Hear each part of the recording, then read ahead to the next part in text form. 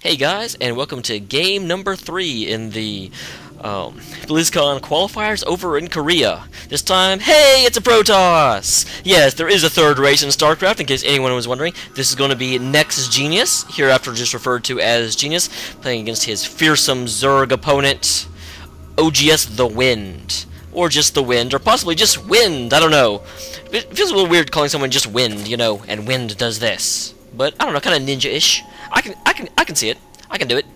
So, there we have. This is going to be, like I said, game 3. Remember, there are 8 players, so there's going to be 4 games that starts off. Then, it's kind of interesting. If you lose, you have to play another kind of match in the same round. Because so after the 4 of them play, the losers are going to play to determine which, who kind of moves on to play against.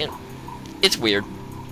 I'm probably explaining it weird. We'll see. We'll just kind of take the games as they come. And it will be fabulous. Fabulous.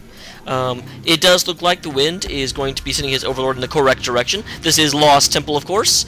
As you can see, the temples that aren't anywhere. Apparently that's why the temple is lost. How about that? I don't have any big temples you have to mine through on this map. They all went away. Have a pretty... It feels like an early gateway. I don't know. It was at 13 supply, so maybe I've just been talking a little bit longer than I'm used to. We do have a probe coming out, and probably, yep, I was going to say, saw that Overlord and immediately knew where he was, because if you see an Overlord coming up from the southwest, you sort of know which direction the base was. Overlords don't move fast enough to really throw you off. So I'm going to come down here, see that the spawning pool is just now finished, so clearly we're not going to have any, like, Ling rushes or anything. We are going to have a couple of Lings for defense here. Let me jump over to the production tab. That way I can speak a little more intelligently. How about that? We have 6 Lings coming out. We do not have a, extractor, so we're not going to have Ling speed anytime soon, which is always at least good for the Protoss. And then we have, the probe is running away. The Lings are hot on its heels.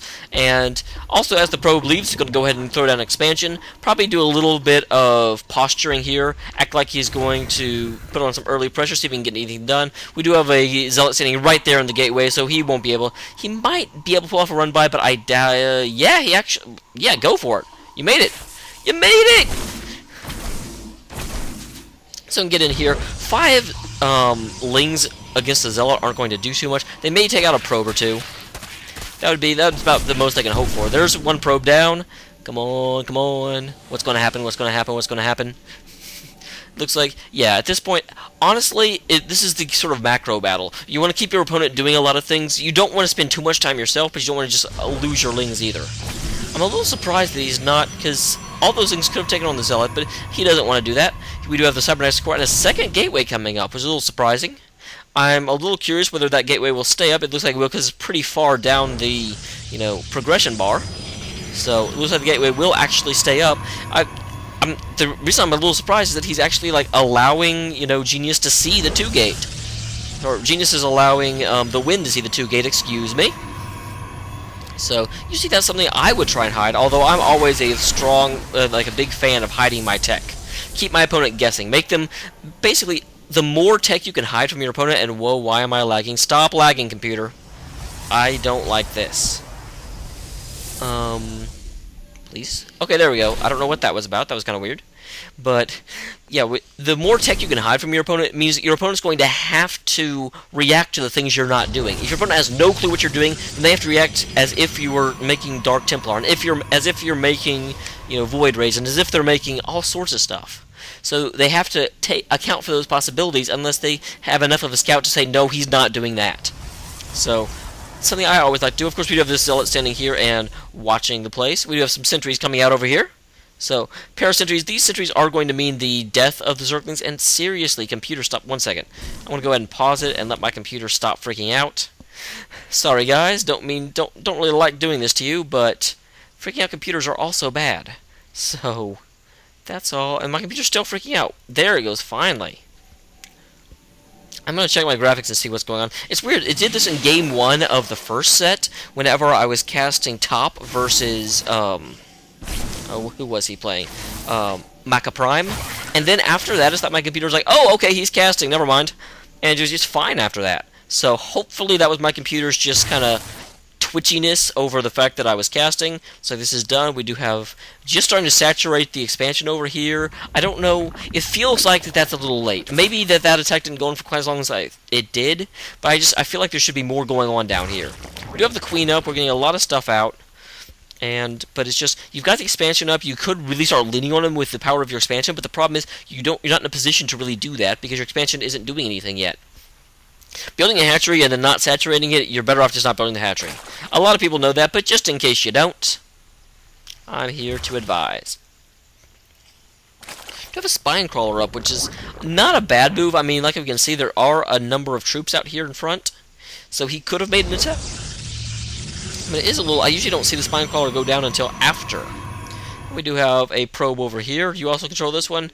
Now, interesting. The Zergling controls that one, and the probe controls this one. Probe, I would definitely say, has the advantage. This is a much better watchtower to have during this game. So, but the Zergling is like, I've got to watch. Maybe he's trying to get Big Brothers watching. That's probably it. I love when I play people and they go for achievements, you know. They'll just say, I'm going to, expand in the first 255 seconds, and then I kill them. And they're like, well, I got the achievement, screw you. And I'm like, well, you be happy about that. So, Impaler Tentacle, that just sounds wrong. Sounds like something that should be in an anime. Did I say that? Oops. Alright. I'm sure I'll get comments about that one. People will probably either laugh or tell me they're very offended. I don't think it's very professional for you to make jokes about that. Yeah, well, I don't think it's very professional. Shut up! Okay, we do have, it looks like, the other 3 extractors going down, which may cue that we have a spire here coming up in a second. What are you doing? You're doing nothing. Wind! Wind! Stop confusing. Wind! Dude, seriously, what the heck are you doing? There's a spire. Meanwhile, up here we do have ground weapons coming up, hallucination coming up, which is interesting. And another spore crawler, or spine crawler, which brings us up to 3. That really surprises me. We have some Zerglings running out here going, where's Zerglings? And he has taken the watchtower away from his opponent. Now he's going to run away as the forces come back and say, that's my watchtower. You're jerks. What the heck? That must have been a hallucination right there. Cause I saw the attack going in and I scrolled down and it was gone. Man, that's something I would expect from the wind. Wow, dude, Phoenix. That Phoenix is really... I mean, I gotta say, Genius is really, really good, because even the, observer that can see everything is having trouble keep up with what's going on. So I am very impressed. That Phoenix is only hallucinated Phoenix, so I'm sure that's why the wind doesn't care too much about it. In fact, here it goes, poof. But... it gives him really good scouting. I mean, I really like hallucination. I don't see hallucination used enough. Hallucination is it's basically infinite observers without actually having to have observers. Except, of course, you can't detect things with them. But you know what I'm saying.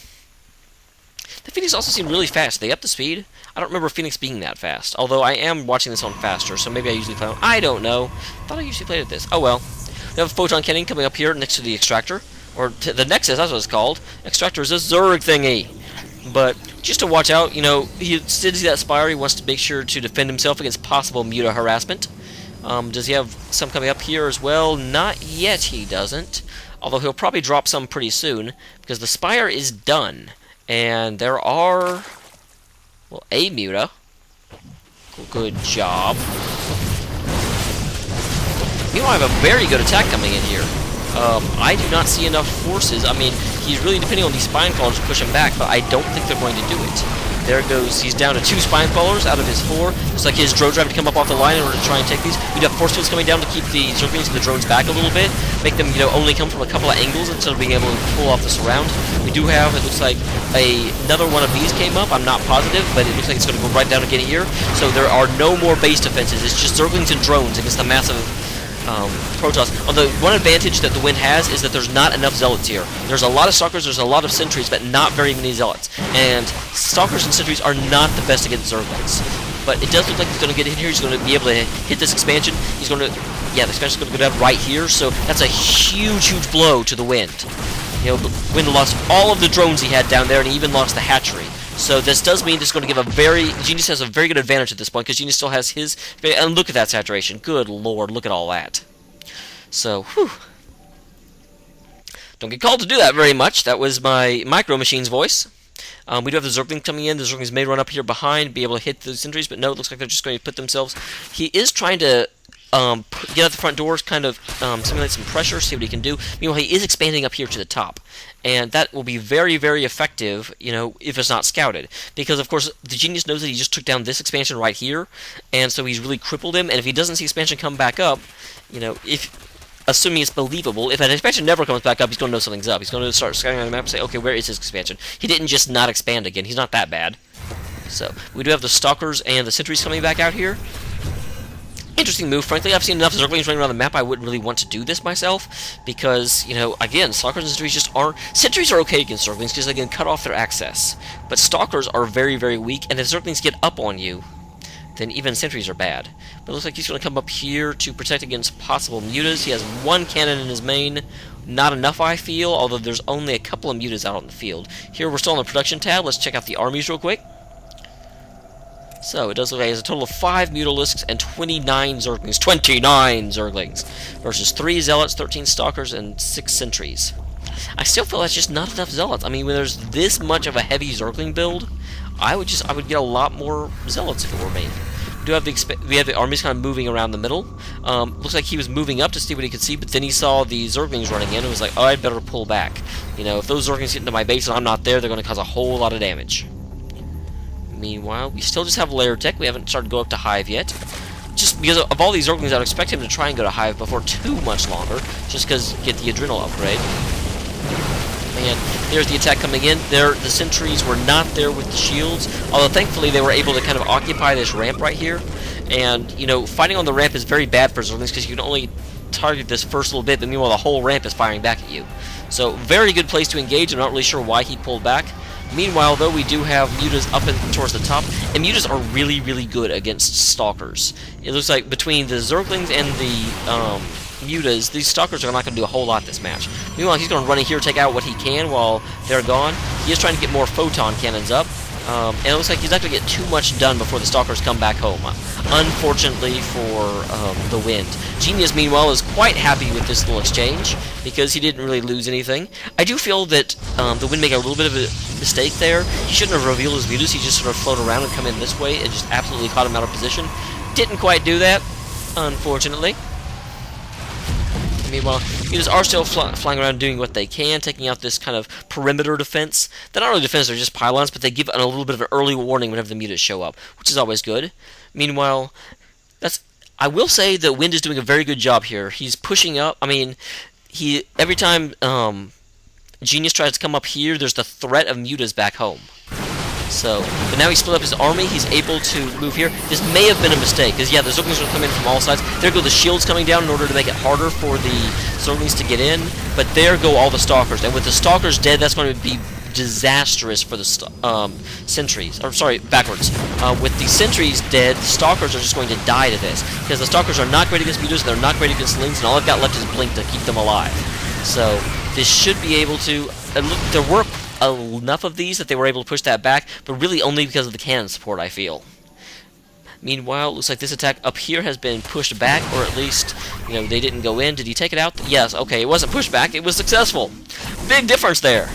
He did take out another expansion of TheWinD, and so I would say that Genius is in a very, very dominant position here. I don't feel like this is the best army to fight this, but he may be able to just absolutely overwhelm his opponent. So, there goes an Overseer. Don't really know why you have an Overseer. For some reason, it looks like he was worried about Dark Templar, but he should have been worried about Stalkers. That's what he should have been worried about. But there goes... Oh, that just does not stay alive. I thought he was going to make it. That is just not enough muta. We end up with, you know, about 12 Mutalisks versus more Stalkers than I can count.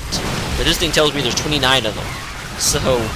That's not what you want to fight that with. So I say mutas are good against Stalkers for the most part. You know, Stalkers do not really get it done, but the thing is, when you're have a more than 2-to-1 advantage over the Stalkers, you're just dead. And so